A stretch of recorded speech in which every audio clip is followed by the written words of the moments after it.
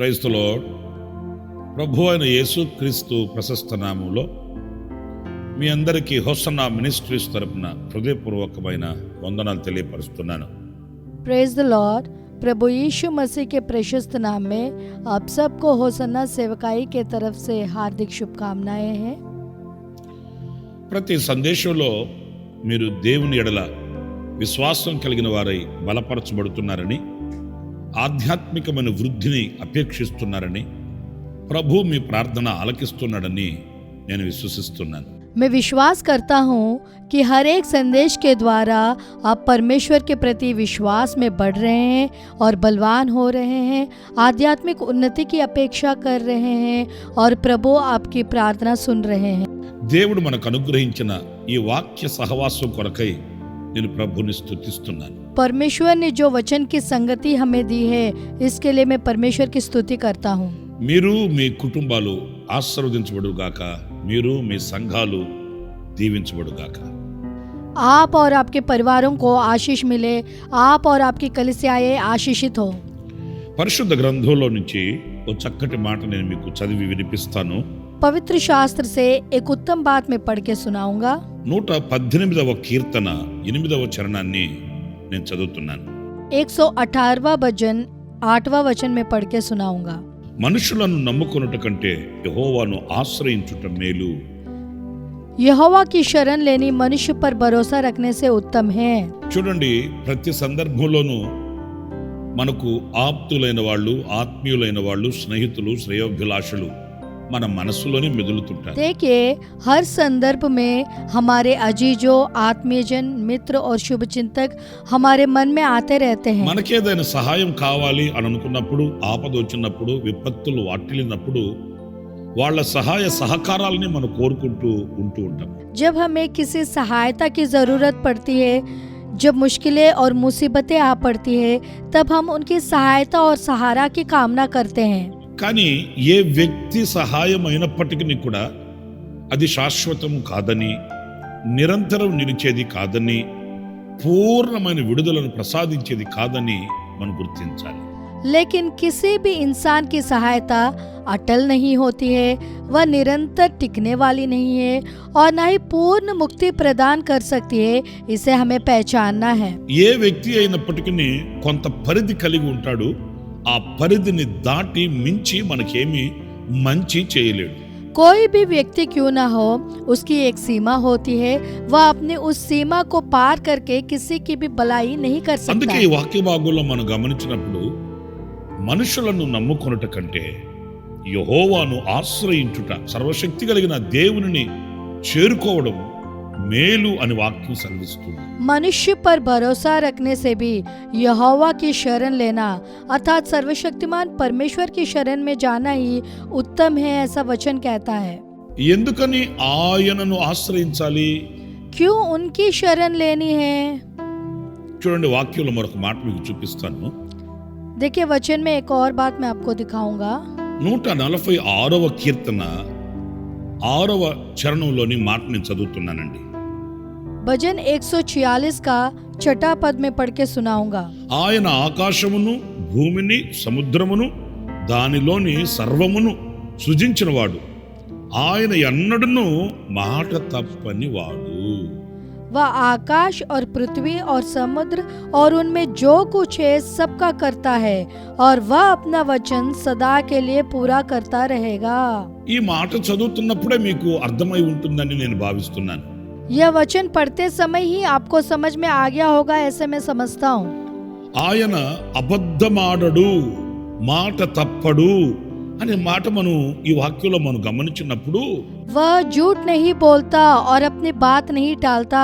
इस बात को जब हम इस वचन में ध्यान से देखते हैं, ఆయన సమస్తమును సృజించినవాడు అనే మాట మనం గుర్తిస్తున్నప్పుడు वह सबका सृजनहार है, इस बात को जब हम जानते हैं, మనము నమ్ముకుంటున్న వ్యక్తులు, మనం ఆధారపడుతున్న మనుషులు ఎలాంటి వారు, ఎంతటి వారు అనేది మనం బ్యారేజ్ వేసుకోవాలి. हम जिन मनुष्यों पर भरोसा रखते हैं और जिन पर निर्भर रहते हैं वे कितने बड़े हैं और कैसे हैं, इसकी तुलना करनी है. ఆయన సమస్తమును సృజించిన వాడు గనుక మన కొరకు ఏదైనా సృష్టించ శక్తి గల దేవుడు ఆయన. वह सबका सृजनहार है, इसलिए वह हमारे लिए कुछ भी निर्माण करने में समर्थ है. మనుషులకు ఉన్నట్లు ఆయనకి పరిధులేమి ఉండవు. मनुष्य के जैसे उसकी कुछ सीमा नहीं होती है. మనుషులైతే ఇంతవరకే చేయగలను, అంతే ఇవ్వగలను అని చెప్పగలుగుతారు. मनुष्य कह सकता है कि मैं इतना ही कर सकता हूँ, इतना ही दे सकता हूँ, కానీ దేవుడు అలా కాదు కదా. लेकिन परमेश्वर ऐसे नहीं है ना. ఆయన సృష్టించ శక్తి గలవాడు గనుక, वो सृष्टि करने की सामर्थ्य रखता है, इसलिए ఆయనకు అసాధ్యమైనది ఏది లేదు గనుక, उसके लिए कुछ भी असंभव नहीं है, इसलिए ఆయన సాహస కార్యములు చేయగలిగిన వాడు గనుక, वह साहसिक कार्य करने वाला है, इसलिए అద్భుతములు చేయగలిగిన శక్తి గల దేవుడు గనుక, वह अद्भुत काम करने में समर्थ है, इसलिए వినూత్నమైన కార్యములు చేయు సామర్థ్యత కలిగిన వాడు గనుక, वह नए नए कार्य करने की सामर्थ्य रखता है, इसलिए ఎలాంటి కార్యమైనా, ఎంతటి కార్యమైనా ఆయన మన ఎడల చేయ సామర్థ్యము కలిగిన దేవుడు. कार्य कैसा भी क्यों ना हो, कितना भी बड़ा कार्य क्यों ना हो, वह हमारे लिए उसे करने में समर्थ है. కార్యములు చేయలేని, సహాయము చేయలేని వ్యక్తుల దగ్గరికి వెళ్ళి ప్రాధేయపడతామే గాని, जो लोग कार्य करने में समर्थ नहीं है और ना सहायता कर सकते हैं, उनके पास जाकर हम विनती करते हैं, लेकिन సమస్తము చేయగలిగిన దేవుడి దగ్గరికి వెళ్ళి మనం మొరపెట్టుకోగలుగుతున్నామా? सब कुछ करने वाले परमेश्वर के पास जाकर क्या हम विनती कर पा रहे हैं, ఆయనకి విన్నపించుకోగలుగుతున్నామా? उनसे विनती कर पा रहे हैं, ఆయన సన్నిధిలో మొరపెట్టుకోగలుగుతున్నామా? उनकी उपस्थिति में क्या हम प्रार्थना कर पा रहे हैं. ఈ వాక్యంలో మరొక మాట, इस वचन में एक और बात, ఆయన మాట తప్పనివాడు. वह अपनी बात नहीं टालने वाला है. అబద్ధమాడుటకు ఆయన నరుడు కాడండి. झूठ बोलने के लिए वो मनुष्य नहीं है. మాట తప్పడానికి శక్తి లేని నిస్సహాయపు పరిస్థితుల్లో ఉన్న మానవుడు కాదండి ఆయన. वह अपनी बात टालने के लिए असमर्थ और बेबस स्थिति में रहने वाला मनुष्य नहीं है. భూమి ఆకాశములు గతించిన ఆయన మాటలు గతించు. चाहे आकाश और पृथ्वी टल जाए, लेकिन उसकी बात कभी नहीं टलेगी. అసాధ్యమైనప్పుడు మనుషులు ఒకవేళ చేతులెత్తేయొచ్చు. जब कोई काम असंभव हो जाता है तब मनुष्य हाथ उठा सकता है. అసాధ్యమైనప్పుడు మనుషులు మాట తప్పవచ్చు. जब कोई काम असंभव हो जाता है तब मनुष्य अपनी बात टाल सकता है. ఆయన వాగ్దానములు నెరవేరున్నవి. उनकी वाचा हमारे प्रति पूरी होती है. ఆయన మాట తప్పేవాడు కాదండి. वो बात टालने वाला नहीं है. మన పితరులతో ఆనాడు చేసిన వాగ్దానాలు ఈనాటికి నెరవేరుతూనే ఉన్నాయి. हमारे पूर्वजों से जो वाचा उस दिन बांधी थी, उसे वह आज तक निभाते आ रहे हैं.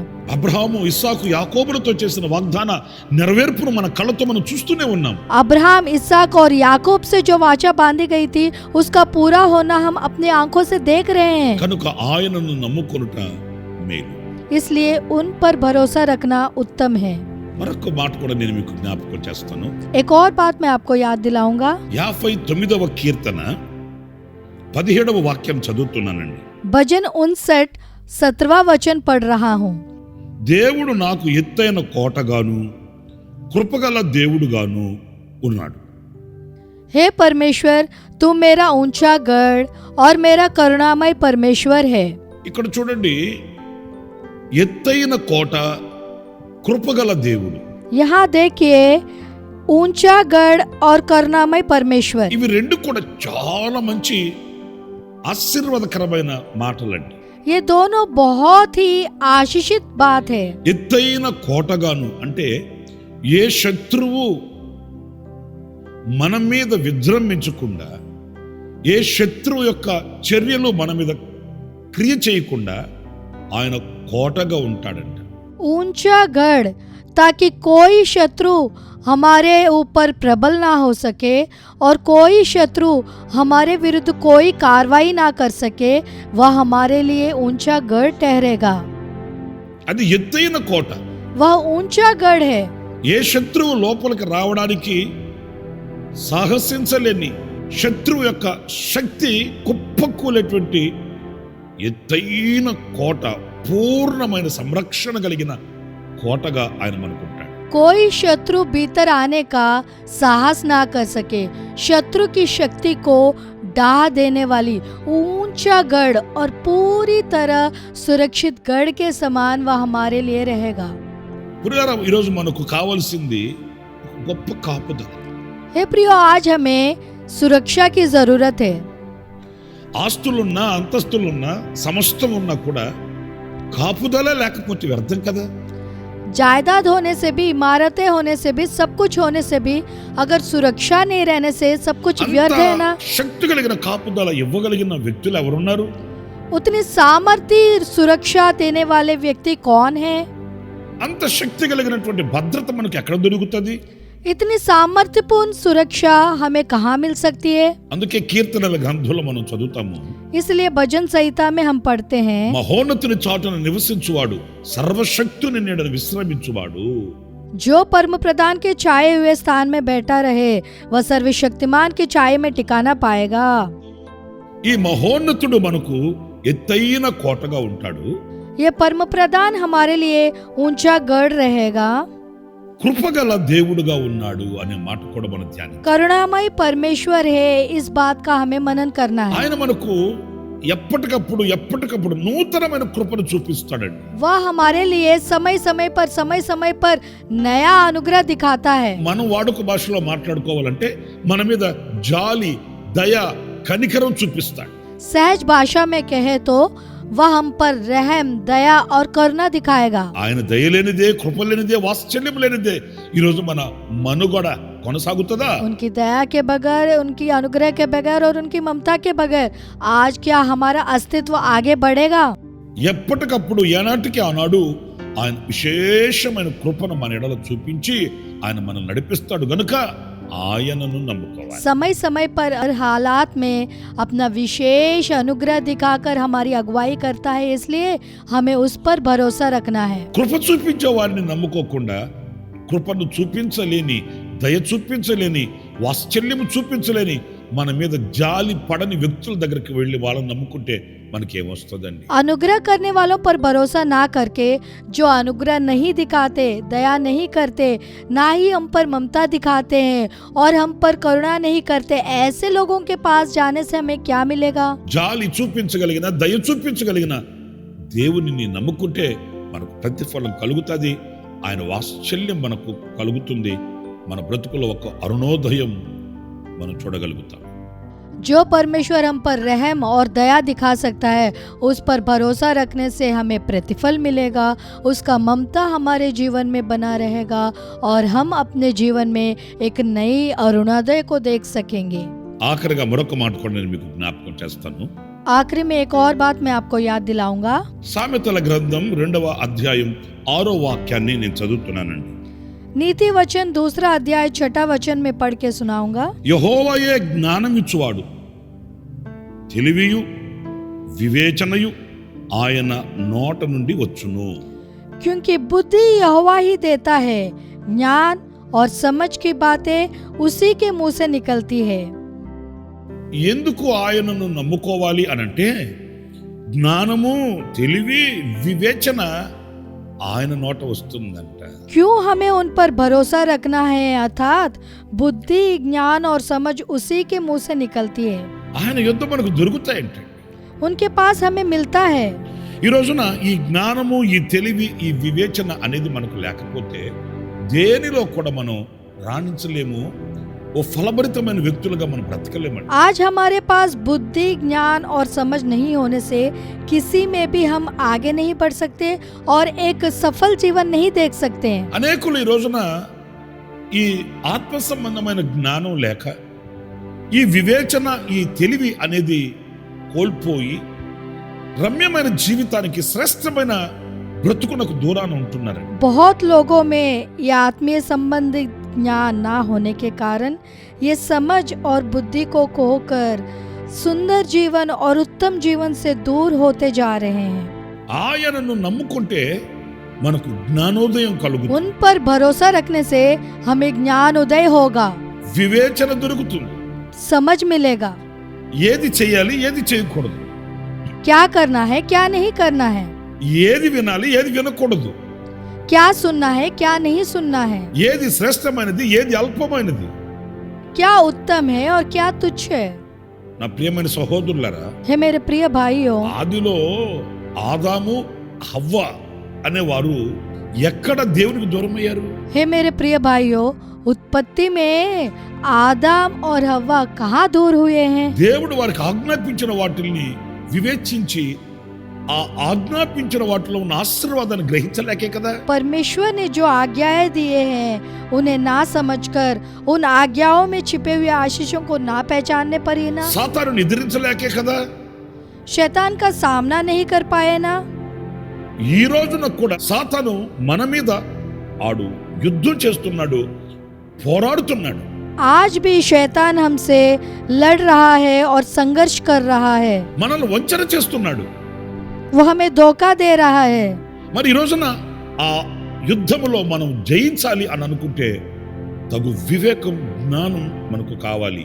और आज अगर हम उस संघर्ष में जीतना चाहते हैं तो हमें ज्ञान और बुद्धि समझ ఇది चाहिए। ఎక్కడ లోకంలో మనకు దొరకదు. ये संसार में कहीं नहीं मिलेगा, ఎందుకంటే జ్ఞానము తెలివి మన ప్రభు అయిన యేసుక్రీస్తే. क्योंकि ज्ञान और समझ हमारा प्रभु यीशु मसीह ही है। జ్ఞానమునకు ఆధారం ఆయనే. ज्ञान का आधार वही है। ఆయనను నమ్ముకుంటే ఈ జ్ఞానోదయం మనకు కలుగుతుంది, విజయవంతంగా మనం उन బ్రతకగలుగుతాం. पर भरोसा रखने से हमें ज्ञानोदय होगा और विजयी जीवन हम जी पाएंगे। మనుషుల వలన మనకు దొరికేది కాదు, మనుషుల యొద్ద మనకు లభ్యమయ్యేది కాదు దైవ జ్ఞానం. मनुष्य के द्वारा हमें प्राप्त नहीं होता, मनुष्य के पास हमें नहीं मिलता है ये परमेश्वरीय ज्ञान। మీలో ఎవరికైనా జ్ఞానము కొదువైన ఎడల నన్ను అడుగుడి అని ప్రభు చెప్పాడు. प्रभु ने कहा यदि तुम में से किसी को बुद्धि की गटी हो तो मुझसे मांगो। ఆయనను నమ్ముకుంటే మనకు దొరుకుతుంది ఈ దైవ జ్ఞానం. उन पर भरोसा रखने से हमें मिलेगा ये ईश्वरीय ज्ञान। ప్రియమైన సహోదరులారా, అందుకే ఆయననే నమ్ముకున్నాము. हे मेरे प्रिय भाइयों, इसलिए उन पर ही भरोसा ఆయన रखेंगे, మూలముగా కలిగే ఆశీర్వాదానికి యోగ్యులమవుదాము. उनके द्वारा आशीषों के योग्य हम बनेंगे, దీవెనకరమైన బ్రతుకును బ్రతుకుదాం. आशीषित जीवन हम जिएंगे। నేను 3 విషయాలు మీతో చెప్తూ వచ్చాను. मैं 3 बातें आपको बताया हूँ। ఆయనను ఎందుకు నమ్ముకోవాలి? उन पर क्यों भरोसा रखना है? జ్ఞానము, తెలివి, వివేకము ఆయన అనుగ్రహిస్తాడు గనుక. बुद्धि, ज्ञान और समझ वो देता है इसलिए। రెండవది, ఆయన ఎత్తైన కోటగా ఉంటాడు, కృపగల దేవుడు గనుక. दूसरी बात, वह हमारे लिए ऊंचा गढ़ जैसा रहेगा और वो करुणामय परमेश्वर है। మూడవది, ఆయన సృష్టికర్త అయిన దేవుడై ఉండి ఆయన మాట తప్పనివాడు. ఈ 3 విషయాల్లో మనం ధ్యానిస్తూ వచ్చాం. तीसरी बात, वो सृजनहार परमेश्वर होने के बावजूद भी वो अपनी बात को टालने वाले नहीं हैं। इन 3 बातों पर हम मनन करते हुए आए हैं, కనుక తీర్మానం చేసుకొని ప్రార్థన చేసుకోండి. इसलिए निर्णय लेते हुए प्रार्थना करेंगे।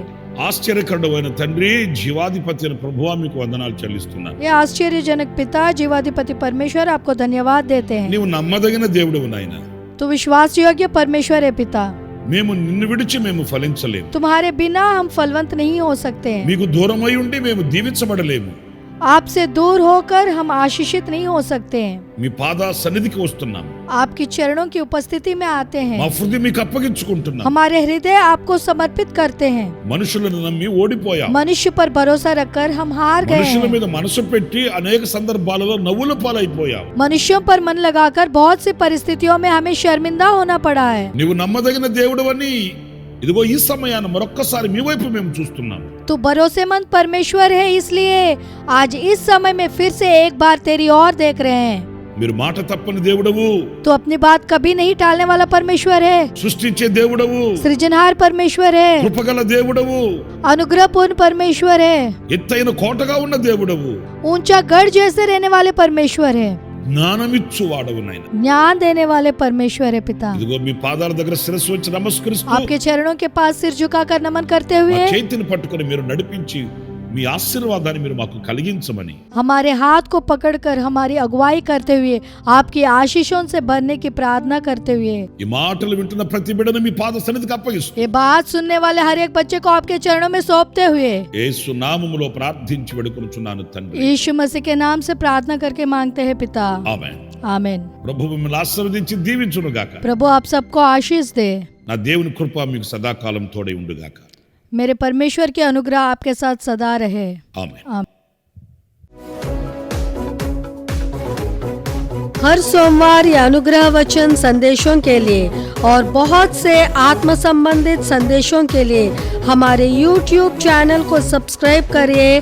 Pastor Ramesh Hosanna ministries.